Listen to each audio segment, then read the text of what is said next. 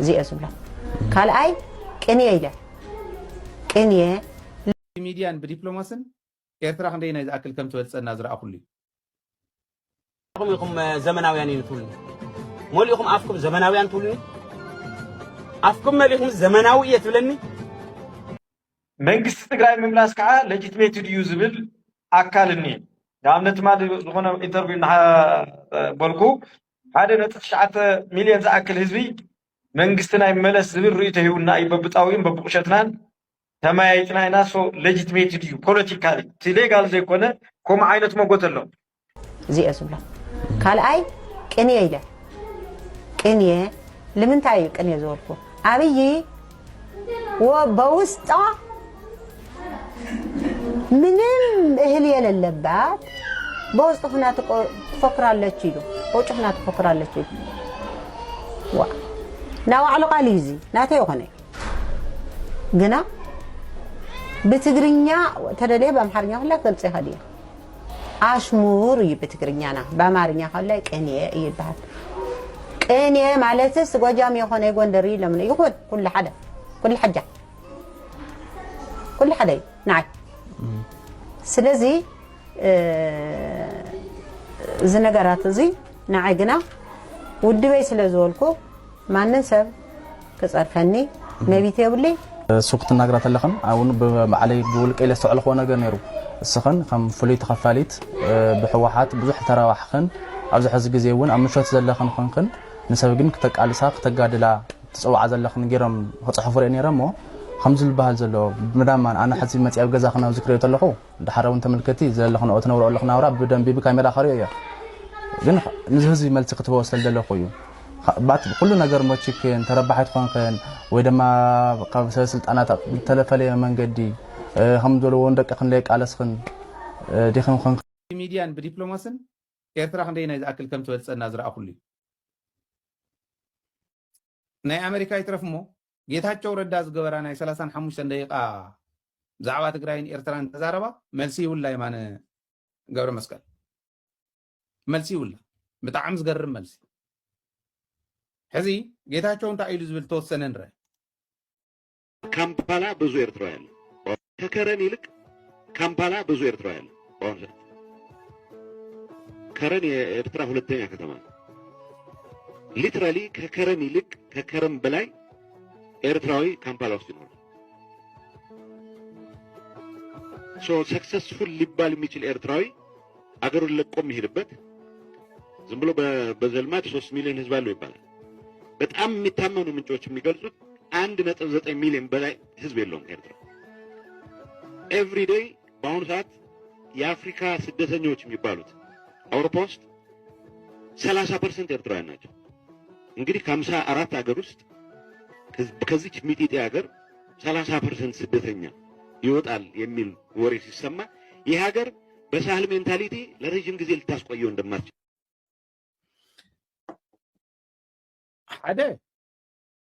ሓደ ነጥብ 9 ሚሊዮን ጥራሕ ምዃኑ ኤርትራዊ ኣበይ ረኸቡ ኣበይ ናይ ሊትሬቸር እዩ ዘሎ መዓዝ ተጸንዐ እዩ ሰይሉ ዘምጻሉ ዝዛረብ ምዃኑ ጌታቸው መረጋገጽ እዩ ካልኣይ 30% ናይ ኣፍሪካዊ ስደተኛ ኤርትራዊ እዩ ዝተረፈ 70% መላእ ኣፍሪካ ይውክል እንተይልዎ ሞ ኤርትራዊ ናይ ምምላስ ጉዳይ እምበር ኤርትራዊ ብዙሕ እዩ ሓደ ነጥብ 9 እውን ኣይኮነን ነገር ግን መን የጽንዒኖ ጌርካ ኣበይ ናይ ሊትሬቸር ኢኻ ረኺብካ እንተልኩም ሞዚ እውን ዝምልሶ ኣይኮነን እዚ ጥራሕ ግን ኣይኮነን ኢሉ ጌታቸው ፕሪቶሪያ በመፈረሙ ምክንያት የመጀመሪያው ቁጣ የፕሬዝዳንት ኢሳያስ ነበር ቃሉ ተኮሊፍና ነው የሚለው ምክንያቱም ቲፒኤልኤፍን የማጥፋት አጀንዳቸውን ማረጋገጥ ባለመቻሉ ግን አይሮኒካሊ ቲፒኤልኤፍ ደግሞ አሁን ከኢሳያስ ጋር ይሰራል ከዛ አንፃር ረጅም ጊዜ ያካበተው ልምድ ስላለ በርካሽ ዓላማውን የማስፈጸም አሁንም የሚተጉለት አይጠፉም ፋኖ ይላል ሸኔ ይላል በኔሻንጉል ምናምን ንቅናቄ ይባላል የሆነ ንቅናቄ አልፋቤት ሱፕ ነው የሚሉት ፈረንጆቹ አልፋቤት ሱፕ ኦፍ ኢትዮጵያን ሊበሬሽን ፍሮንትስ ይዘህ ነው ኢትዮጵያን ለማተራመስ ጥረት የሚደረገው አሁን እንዳልኩት ፍሬንች ቤት ፌሎስ ናቸው ቲፒኤልኤፍ እና ኢሳያስ። ኢትዮጵያ የማተራመስ ቋሚ አጀንዳ በአደባባይ የሚገለጽ አጀንዳ ያለው መንግስት ትግራይ ምምላስ ከዓ ሌጂቲሜትድ ዩ ዝብል አካል እኒአ ንኣብነት ማለት ዝኾነ ኢንተርቪው እናበልኩ 1.9 ሚልዮን ዝኣክል ህዝቢ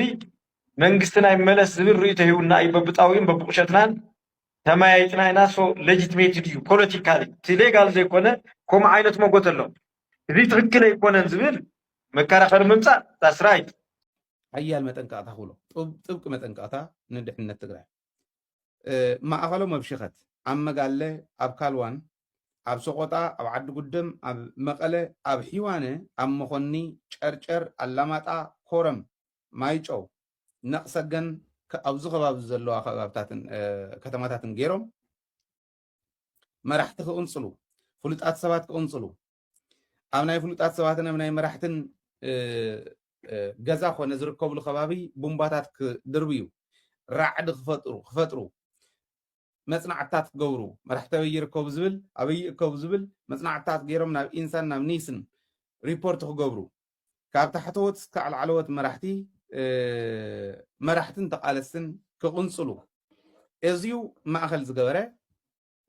ምድብ ተመዲቡሎ እዚዩ ብቐጥታ ካብ ዓፋር ዝረኸብናዮ እዩ ኣብ ዓፋር ካብ ዘለው ፍልፍላትና ዝረኸብናዮ እዩ ጥንቃቐ የድሊ ኢንተለጀንስ ምጥንኻር የድሊ ኦኬ ሕዚ the next step ናይ ሚድያን ዲፕሎማስን ውድቀትኩም ተተረዲእኩም the next step ኢንተለጀንስና ጠንካራ ክኾን ክኽእል ኣሎ ኢንተለጀንስ ማለት ማንም ተራ ሰብ ዝፈልጦ ንእከሊተይ እንዳወፁ 3 ግዜ ኣትዩ እከለ 4 ግዜ ኣትዩ እከለ እንዳበሉ ዝገልፅዎ ይኮነ ኢንተለጀንስ ዘይንካ እዩ ናይ ትግራይ ኢንተለጀንስ ውሕሉል ምሽጥራዊ ጽኑዕ በህዝባውነቱ ፍጹም ዘይብገር ህዝባዊ ሽኻሉ ዘይነቅል ሓይል ክኾን ክኽእል ኣሎ ኣብ ዝኾነ ይኹን እሞ ኢንተለጀንስ ፕሬዚዳንት ዝምድቦ ክኸውን ኣነ ይደልዩ ኣነ ከም ናተይ ስጀሽን ናይ ኢንተለጀንስ መራሒ ፕሬዚዳንት ተዘይምድቦ ቤት ምክሪ እንተዘፅድቐሉ ዘልዕሎ እውን ቤት ምክሪ ዘውርዶ እውን ቤት ምክሪ እንተዝኾን ኣዛዝ ሰራዊት እውን እንተዘይሾሙ ባዕሉ ዘቕርቦ ናይ ሰራዊት እንተኮይኑ ግን ናብ ፕሬዚዳንት እውን ኢንደርስ ዝገብሮ ድሕሪኡ ቤት ምክሪ ዘፅድቐሉ ክለዓሉ ከለዉ ስኢሉ ሓደ ሰብ እንድሕሪ ልዒልዎም ፀገም እያ ታዝረኣናያ ፀገም እያ ኢለ ስለ ዝሓስብ ኣነ ፐርሰናሊ ኣምነላ ግን ስልጣኖም ስለ ዝኾነት ምክሪ ኢና ንህብ እምበር ክነግድድ ኣይንኽእልን ስልጣኖም እያ ኣነ ግን እንተዝኾን ወላ ደብረፅዮን እንተዝኾን ኣነ ኣብ ናይ ደብረፅዮን ቦታ እንተዝኾን ኣነ ኣይገብራን ንምንታይ መሲልኩም ኢንተለጀንስ ከምቱ ኣቕሊል ኣቢልኩም ተሓስብዎ ስኢሉ ተራ ስልጣን ኣይኮነ ኣብ ኢንተለጀንስ ተመዲብኩም ትሰርሑ ዝነበርኩም ይትረፍደቱ ትምህርቲ ትወሃብዎ ቶም ፕሪንስፕልስ እትስልጥንዎም እታ ሽጉጥ እኳ ክትወሃበካ ከላ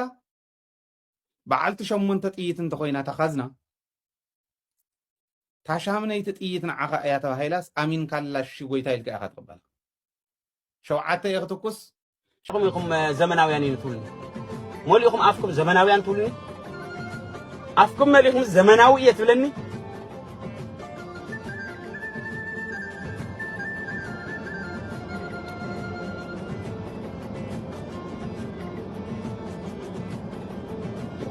ዘመናውያን ኣይትርኢ ዲኻ ናይ እስራኤል ናይ ኢራን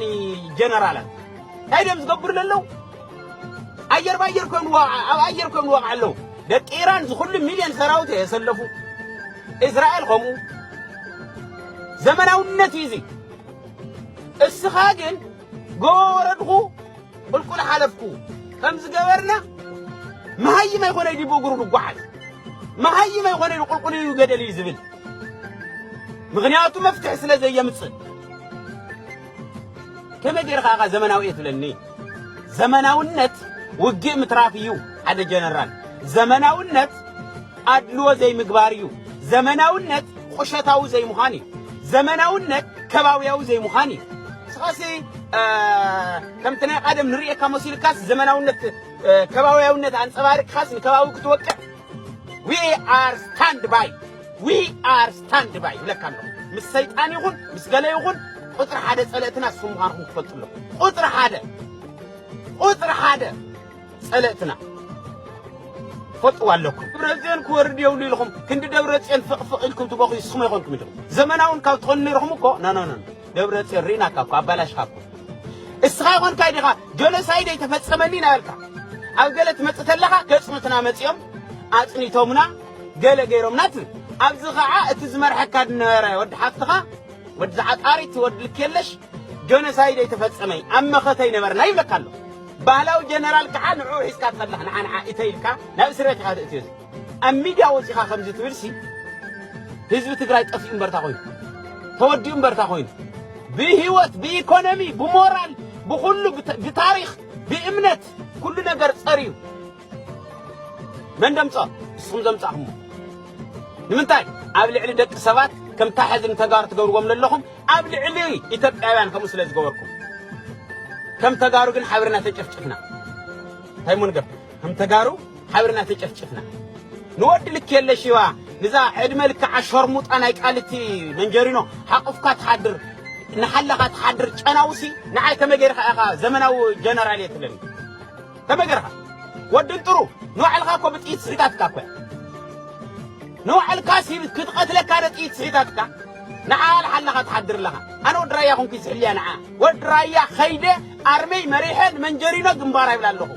من يخص قال شرموط قايلة يدفع له نقرأها تردي كارل يأتي له هنا بحجوي نعن مات كويلاتك نمت أخذ تكوس خلي مثل كأكو نعن مات كويلاتك نمت أخذ حزي مسخة بهلاويان يقولناي فمزيولنا له هو جنان ولكم من برجنا عقم تاريخ الناس أعرف فيلم نصرح لكم فيلم بان صرح لكم عالسرتات عالشحتي أتيوهم نعتهم خلتا كيلومتر حدا كيلومتر ندحرت خوينكم 3 كيلومتر ندحرت خوينكم الو الله هادو بلم زم دحدم له بلم زم دحدم له لود شبره هوني زمناو ديزي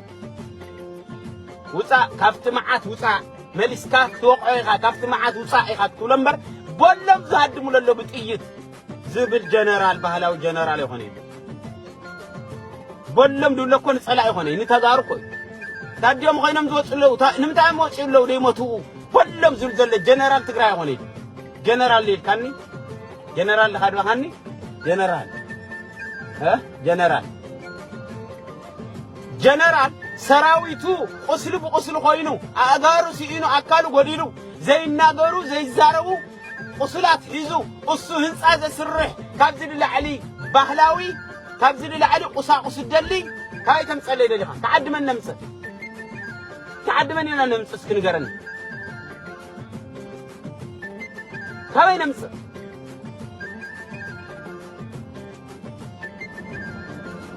اسكنغرن كاينا نمص هزي تግራይ قدشنا حوحات ولو ودو ولو ريك منا ودو تولتلهم تأتي كودب جنرال تكون كان هاي وحلكا تلوخون تجباراتنا لكا انت لك كودب تقوم بح سلازخون كا لا تقوم بح سلاز متاخا بصراحات نجانا تصفعها لا تجربكا سلاز متاخا جرد سلازخون كا عرس امن زيبلكا بشروط استوهالك معرج حسكا اذا اننا للحلفو عامتات اوريدي بسم مخته بغورو طفات تيناسحن خزل حزبنا بلا حوي تطقالوا طرح تخونس شمطط لله يبل الله يغادلنا ينا حمز يبلنا يولوا برويو alright كارما از بيتش يورو فرنجي اجناحيت صناحيت مامو تخوينو امبا تشماططنا امبا يليتا حالنا خساي تحاول نحل مصخوينو ناغا